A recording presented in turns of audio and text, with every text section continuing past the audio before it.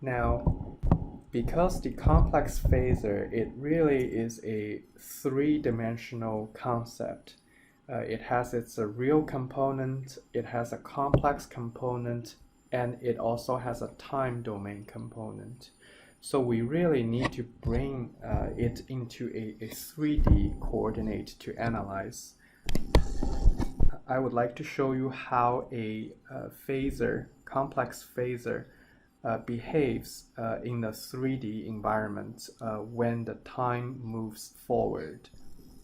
So here we have our real axis, imaginary axis, and also a time axis, which is pointing out of the page.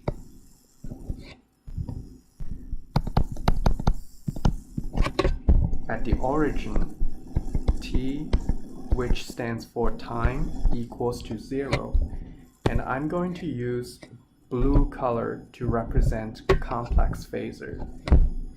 Let's say we have a quadrature signal e to the j times 2 pi f naught and t. We would like to see how this quadrature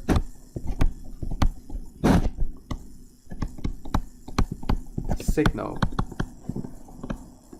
behaves when t increases.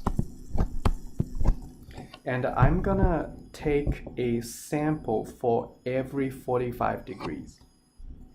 So let's say this is the first sample I take.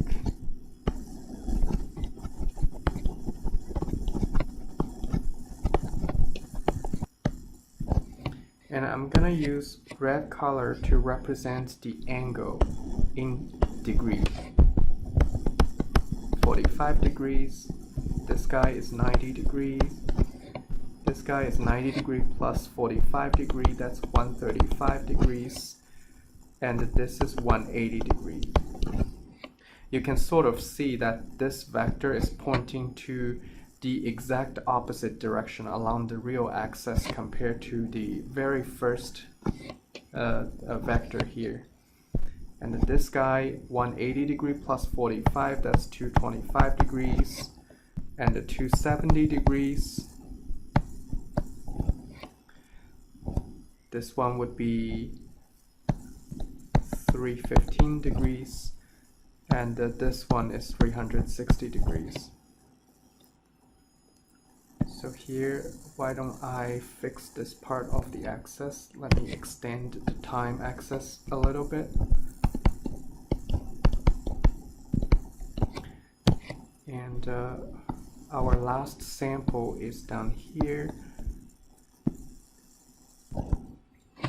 And as you can see, after a 360 degree rotation along the time axis in a counterclockwise direction, finally this complex phasor returns to its original position.